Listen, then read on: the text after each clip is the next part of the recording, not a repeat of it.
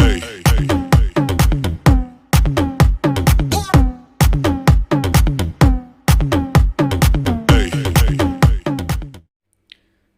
Guys, welcome back to my YouTube channel. आज की video के अंदर हम डिस्कस करेंगे एनाटॉमी और फिजियो का ही एक टॉपिक, जिसके अंदर है मेल रिप्रोडक्टिव सिस्टम के कुछ इंपॉर्टेंट क्वेश्चंस, और उन क्वेश्चंस के साथ आपको कुछ थ्योरी भी दी गई है, उसको भी हम साथ में एक्सप्लेन करेंगे। ये जो क्वेश्चंस हैं आपके, ये आपको हेल्प करेंगे आने वाले कम्पिटिटिव एग्ज़ाम्स में कैसे आपको प्रिपरेशन करनी है, और काफ़ी सारी नॉलेज आपको इनसे मिलेगी।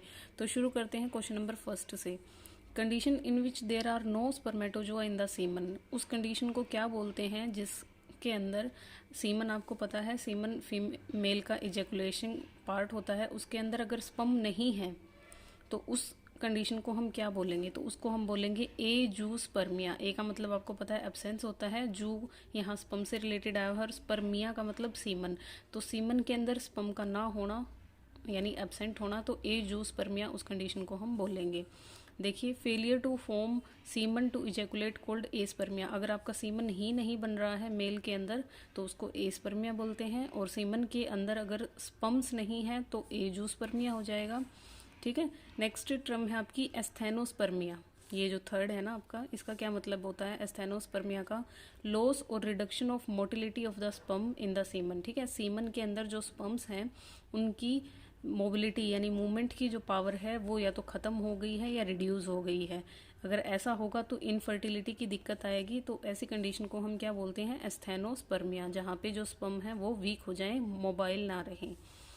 जो फोर्थ ऑप्शन है आपका ट्रेटोस्पर्मिया, इसका क्या मतलब होता है? Teratospermia means malformed sperm in the semen. ठीक है, यानी जो स्पर्म्स बने हैं उनकी जो स्ट्रक्चर है वही ठीक नहीं है, ये इसका मतलब हो गया आपका। सेकेंड क्वेश्चन है aspermia is the term use to describe.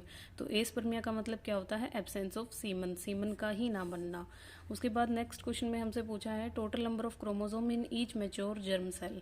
ठीक है, ईच जर्म सेल के अंदर कितने क्रोमोजोम होते हैं? तो हमें पता है 23 होते हैं। ठीक है, इस cell whose function is to reproduce the organism, उस सेल को हम जर्म सेल बोलते हैं। जर्म सेल किसको बोलेंगे? ऐसी सेल जिसका फंक्शन ही क्या है? रिप्रोड्यूस करने का, एक नए ऑर्गेनिज्म को इस दुनिया के अंदर लेके आना, तो उस सेल को हम जर्म सेल बोलते हैं। जर्म सेल हमारी दो होती हैं, फीमेल के अंदर ओवा को बोलते हैं और मेल के अंदर स्पर्म्स को बोलते हैं। और जर्म सेल के अंदर कितने आपके सेट ऑफ क्रोमोजोम होते हैं? It usually has a single set of chromosome, जिनको हम अनपेयर्ड क्रोमोजोम भी बोलते हैं, या फिर हैप्लॉइड नंबर बोलते हैं, जिनका मतलब होता है 23 क्रोमोसोम्स।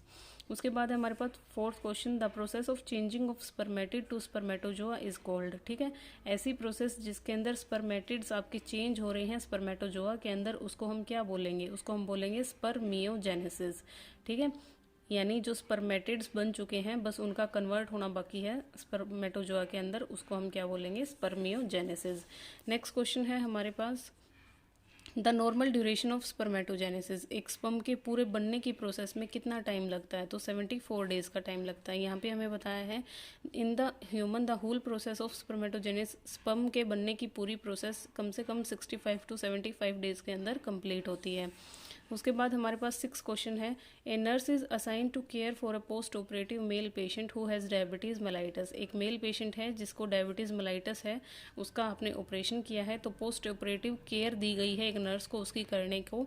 तो जैसे ही नर्स पेशेंट को असेस करती है तो पेशेंट बताता है ही इज़ इम्पोर्टेंट एंड से he is concerned about the effect on his marriage. वो यानी अब क्या हो गया है? इनफर्टाइल हो गया है, तो वो अब नर्स से पूछ रहा है कि उसे इस चीज़ के बारे में चिंता है कि क्या इसका उसकी शादी पे कोई इफेक्ट पड़ेगा।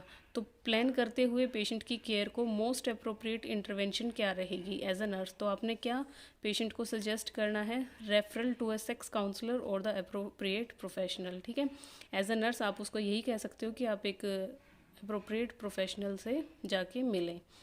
नेक्स्ट क्वेश्चन है हमारा fault in the male that may cause infertility include. ठीक है, फॉल्ट इन मेल, आदमी के अंदर क्या क्या फॉल्ट हो सकते हैं जिसकी वजह से वो इनफर्टाइल हो सकता है?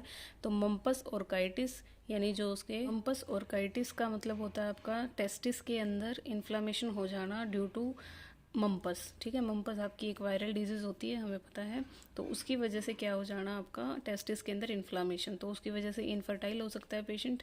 रेज्ड स्कोटल टेम्परेचर, अगर स्कोटम का टेम्परेचर इंक्रीज हो जाएगा तो जो स्पर्म की प्रोडक्शन है वो नहीं हो पाएगी, तो इस वजह से इनफर्टाइल हो सकता है। अनडिसेंडेड टेस्टिस, या फिर आपके जो टेस्टिस हैं वो स्कोटम के अंदर ना पहुँचे, ठीक है। तो ये तीनों ही कारण हैं जिसकी वजह से एक मेल पेशेंट का इनफर्टाइल हो सकता है। नेक्स्ट क्वेश्चन है हमारे पास question number 8। Sex chromosome are also called. Sex chromosomes को हम और क्या बोलते हैं? एलोसोम्स इनको हम बोलते हैं। देखिए टोटल आपके 23 पेयर में क्रोमोसोम होते हैं, तो जो 22 पेयर हैं उनको हम ऑटोसोम्स बोलते हैं, और जो बचा हमारा लास्ट पेयर उसको हम सेक्स क्रोमोसोम या फिर एलोसोम या फिर हेट्रोक्रोमोसोम नाम से जानते हैं। उसके बाद हमारे पास नेक्स्ट क्वेश्चन है, the term autosome is defined as. Autosome को आप कैसे डिफाइन करोगे, ये क्वेश्चन है हमारे पास। ऑटोजोम को हम क्या बोलेंगे? तो वो क्रोमोसोम जो कि सेक्स क्रोमोसोम नहीं है उसको हम ऑटोजोम बोलते हैं। नेक्स्ट क्वेश्चन है हमारे पास, gynaecomastia is known as. Gynaecomastia को हम क्या बोलते हैं? तो hypertrophy of male breast is known as gynaecomastia. यानी अगर मेल पेशेंट के अंदर ब्रेस्ट की हाइपरट्रोफी यानी एनलार्जमेंट देखने को मिल रही है तो वो ये टर्म हो जाएगी आपकी। नेक्स्ट है हमारे पास, which drug may help to descend the testis into scrotum. ऐसी कौन सी ड्रग है जो हेल्प करेगी टेस्टिस को स्कोर्टम के अंदर डिसेंड करने के लिए यानी नीचे भेजने के लिए? तो HCG है। ये कैसे काम करता है आपका? ये HCG प्रोडक्शन में हेल्प करता है टेस्टिकुलर एंड्रोजन्स की, यानी एंड्रोजन हार्मोन है जैसे टेस्टोस्टेरोन, इनको ये प्रोड्यूस करने में हेल्प करेगा, और जिसकी वजह से जो टेस्टिस हैं वो स्कोर्टम के अंदर चले जाएंगे। उसके बाद है नेक्स्ट क्वेश्चन हमारे पास, इसके अंदर हमसे पूछा है, which of the following is not true about the testis. कौन सी बात टेस्टिस के बारे में सही नहीं है? तो टेस्टिस स्पर्म प्रोड्यूस करते हैं, सही बात है। इंटरनल जेनेटल ऑर्गन है, ये भी सही है। Testosterone hormone is responsible for sexual characteristics, ये भी सही है। Testis have an important function of formation, development and liberation of ओवा, ये बात बिल्कुल गलत है, क्योंकि ओवम का प्रोडक्शन ओवरीज से होता है, ना कि टेस्टिस से। नेक्स्ट क्वेश्चन हमारे पास है, गोनेड्स। गोनेड्स का क्या मतलब है? गोनेड्स हमें पता है जेनेटिक टर्म है जो यूज़ की जाती है आपकी फीमेल ओवरी और मेल टेस्टिस के लिए, जेनरिक टर्म है आपकी ये, ठीक है। उसके बाद हमसे पूछा है, middle lobe of prostate is situated between. Prostate आपकी ग्लैंड होती है जो कि मेल के अंदर प्रेजेंट होती है। टोटल इसकी 4 लोब होती हैं, एंटीरियर, मिडल, लेटरल और पोस्टीरियर। अब हमसे मिडल लोब के बारे में पूछा है कि ये कहाँ पे प्रेजेंट होती है, तो ये प्रेजेंट होती है प्रोस्टेटिक यूरिथ्रा और इजैकुलेटरी डक्ट के बीच में, ठीक है। एंटीरियर जो लोब है वो front portion of the gland होता है, तो ये आपकी यूरिथ्रा पे प्रेजेंट होती है। मिडल लोब आपकी इजैकुलेटरी डक्ट और यूरिथ्रा के बीच में प्रेजेंट होती है। लेटरल लोब आपकी 2 होती हैं, ठीक है, जो कि यूरिथ्रा ही इनको अलग करता है, और मेन मास प्रोस्टेट का यही बनाती हैं। पोस्टीरियर लोब हमारी पैल्पेट कर सकते हैं हम during the digital rectal examination के दौरान बाय द रेक्टम, यानी रेक्टम के थ्रू ही आप इस लोब को फील कर सकते हैं या फिर पैल्पेट कर सकते हैं। नेक्स्ट क्वेश्चन है हमारे पास क्वेश्चन नंबर 15। इसके अंदर हमसे पूछा है, quad is an individual who is, ठीक है। क्वाड एक टर्म है जो कि यूज़ की जाती है ऐसे इंसान के लिए जो कि इम्पोर्टेंट हो फॉर अ पर्टिकुलर वुमेन, यानी सिर्फ एक पर्टिकुलर वुमेन के लिए ही वो मेल क्या हो, इम्पोर्टेंट हो, यानी वो इनफर्टाइल रहे एक फीमेल के लिए, पर्टिकुलर फीमेल के लिए। उसके बाद है द मेल सेक्स हार्मोन, हमें पता है टेस्टोस्टेरोन को मेल सेक्स हार्मोन बोलते हैं। नेक्स्ट क्वेश्चन है, hydrocele is the swelling of. Hydrocele का मतलब क्या होता है? हाइड्रोसील स्वेलिंग होती है आपकी स्कोर्टम की, ठीक है। मेल के स्कोर्टम की स्वेलिंग को हम हाइड्रोसील बोलते हैं। नेक्स्ट क्वेश्चन है हमारे पास, part of sperm involve in penetrating the egg membrane, ठीक है। स्पर्म का कौन सा पार्ट है जो कि ओवम की मेम्ब्रेन को पेनिट्रेट करता है? तो वो हमें पता है, उसका हेड रीजन होता है, और हेड रीजन में आपके जो रीजन होता है वो है एक्रोसोम। ये एक स्पेशलाइज लाइजोसोम है जो कि हेड में प्रेजेंट होता है, और इस लाइजोसोम के अंदर आपके 2 एंजाइम होते हैं जिनका नाम है हाइल यूरोनिडेज और प्रोटीएज। ये क्या करते हैं? स्पर्म को हेल्प करते हैं एग के अंदर पेनिट्रेट करने के लिए। नेक्स्ट हमारे पास है, the enzyme release by the sperm which allow penetration of the ovum is known as. ये अभी हमने पढ़ा, हाइल यूरोनिडेज एंजाइम है हमारा, ये हेल्प करता है। उसके बाद है, after sperm has entered the ovum entry of other sperm is prevented by. जैसे ही एक स्पर्म ओवम के अंदर एंट्री कर लेता है, बाकी अदर स्पर्म्स एंट्री नहीं कर पाते हैं, तो उसका रीज़न क्या होता है? क्योंकि वहाँ पे डेवलप हो जाती है एक फर्टिलाइजेशन मेम्ब्रेन, ठीक है। उसकी वजह से और कोई एंटर नहीं कर पाएगा।